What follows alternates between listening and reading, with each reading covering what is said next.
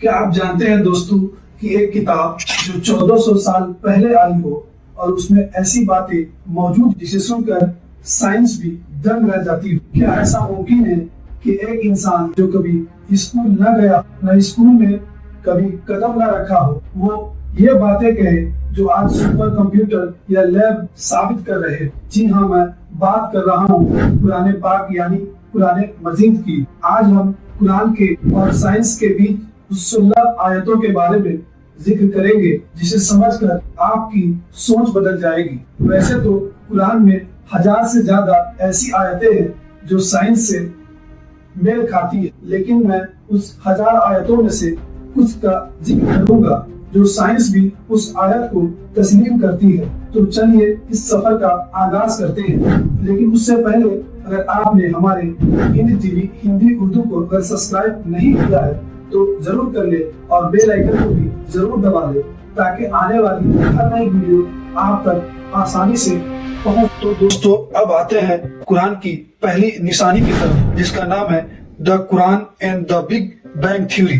دوستو سب سے پہلے آئیے بات کرتے ہیں بگ بینگ تھیوری کی۔ سائنس کہتی ہے کہ یہ کائنات ایک بڑے دھماکے کے ساتھ شروع ہوئی تھی۔ اب سنیے قرآن کی یہ بیان۔ سورہ الانبیاء میں آیت نمبر 21 میں اللہ تعالیٰ فرماتا ہے، کیا کافروں نے یہ نہیں دیکھا کہ آسمان اور زمین دونوں ایک ساتھ جڑے ہوئے تھے، پھر ہم نے انہیں الگ کر دیا۔ سوچئے یہ بات آج سے 1400 سال پہلے بتائی گئی، جبکہ بگ بینگ تھیوری کو سائنٹسٹ نے صرف 20ویں صدی میں ثابت کیا ہے۔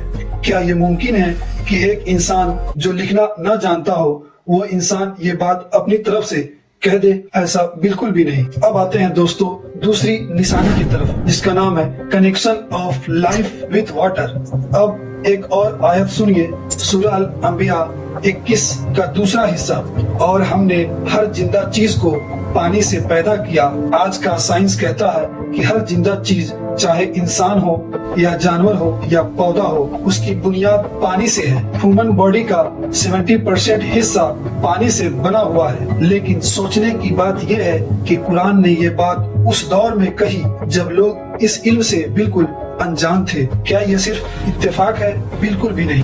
آئیے دوستو اب تیسری نشانی کی طرف بڑھتے ہیں جس کا نام ہے ایکسپینشن آف یونیورس یعنی برہمانڈ کا پھیلاؤ۔ سائنٹیفک کمیونٹی آج اس بات پر اتفاق کرتی ہے کہ برہمانڈ یعنی کائنات لگاتار پھیل رہا ہے، لیکن کیا آپ جانتے ہیں کہ یہ بات بھی قرآن نے بہت پہلے ہی بیان کر دی تھی؟ سورہ الجاریات آیت نمبر 51 میں اللہ تعالیٰ فرماتا ہے، اور ہم نے آسمان کو اپنے قابو سے بنایا اور ہم اسے ہی پھیلاتے جا رہے ہیں۔ اب سوچئے کیا یہ کسی عام انسان کی سوچ ہو سکتی ہے؟ یہ وہی بات ہے جو ہبل ٹیلی اسکوپ جیسے ایڈوانس انسٹرومنٹ نے حال ہی میں ثابت کی ہو۔ اب آئیے دوستو چوتھے نشانی کی طرف جس کا نام ہے mountain root and plate tectonics. Science کہتی ہے کہ پہاڑوں کی جڑیں زمین کے اندر گہری ہوتی ہے، جیسے ایک کیل کی طرح اسے پلیٹ ٹیکٹس کہتے ہیں۔ قرآن میں سورہ النبا میں آیت نمبر 78 میں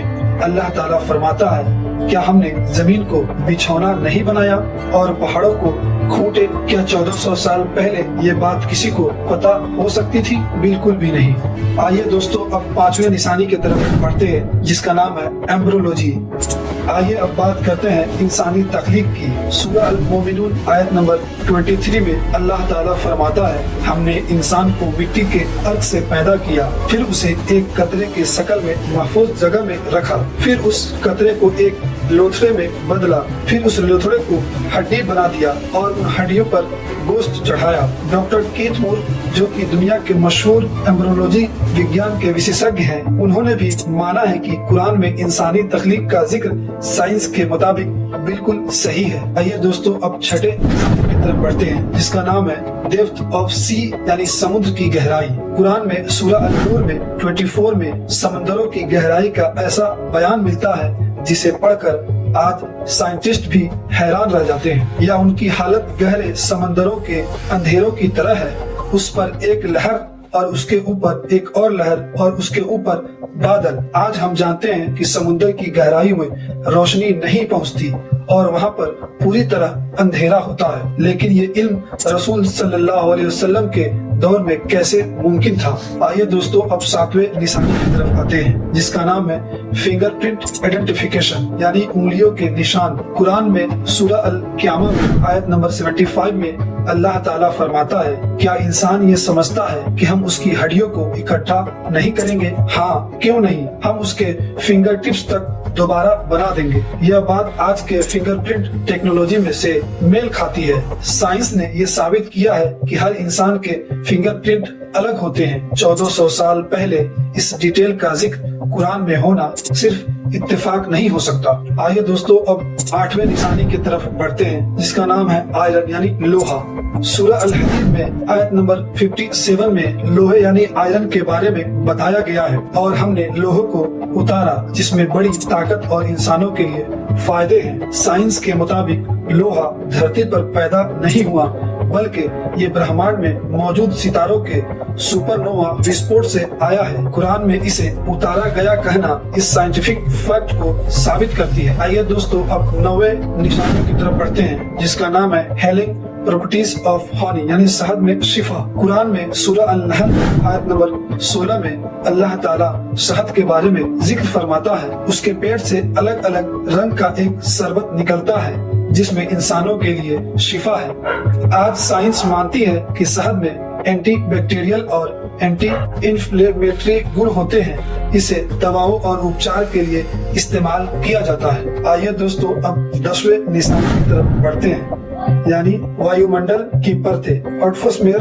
اور لیئر۔ سورہ الملک میں 67 میں اللہ تعالیٰ فرماتا ہے، جس نے ایک کے اوپر ایک 7 آسمان بنائے۔ آج کے سائنٹیفک ریسرچ نے یہ ثابت کیا ہے کہ وایو منڈل 7 الگ الگ پرتوں سے بنی ہے۔ اس میں پہلا ٹروسفیئر کہتے ہیں، دوسرا اسٹراتوسفیئر کہتے ہیں، اور تیسرا ایٹماسفیئر کہتے ہیں، اور چوتھا تھرموسفیئر کہتے ہیں، اور پانچواں ایکسپوسفیئر کہتے ہیں، اور چھٹا لینوسفیئر کہتے ہیں، اور 7واں میگنیٹ فیئر کہتے ہیں۔ یہ 7 سے مل کر بنا ہے۔ یہ قرآن کی ایکوریسی اور وہ دکھاتا ہے۔ آئیے دوستو اب 11ویں نشانی کی طرف بڑھتے ہیں جس کا نام ہے ویٹ آف ایئر یعنی ہوا کا وزن۔ سورہ الرحمن میں آیت نمبر 55 میں اللہ تعالیٰ فرماتا ہے، اور آسمان کو اس نے بلندی دی اور ترازو تولنے کا سسٹم رکھ دیا۔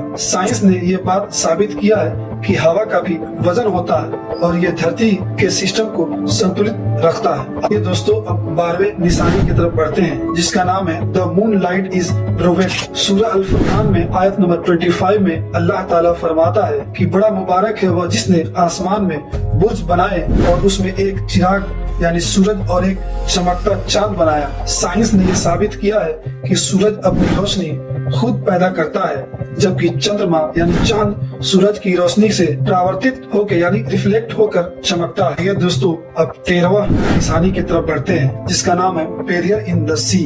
سورہ الرحمن میں آیت نمبر 55 میں اللہ تعالیٰ فرماتا ہے کہ 2 دریا چلائے جو آپس میں ملتے ہیں لیکن ان کے بیچ ایک رکاوٹ ہے جو انہیں ملنے نہیں دیتی۔ آج سائنس اسے تھرموکلائن فینومینن کہتی ہے، جہاں 2 الگ الگ ڈینسٹی والے پانی کے بیچ ایک پوشیدہ دیوار ہوتی ہے۔ آئیے دوستو اب 14ویں نشانی کی طرف بڑھتے ہیں جس کا نام ہے قیامت کی نشانیوں اور تکنیکی وکاس۔ سورہ التکویر میں آیت نمبر 81 میں قیامت کی نشانیوں کا ذکر ملتا ہے۔ اس میں سورج کے بجھنے، پہاڑوں کے چلنے اور بڑی بڑی گھٹناؤں کا ذکر ہے۔ اسے سائنس کے مطابق گلوبل وارمنگ اور پراکرتک آپداؤں اور برہمانڈ کے ان سے جڑا جا سکتا ہے۔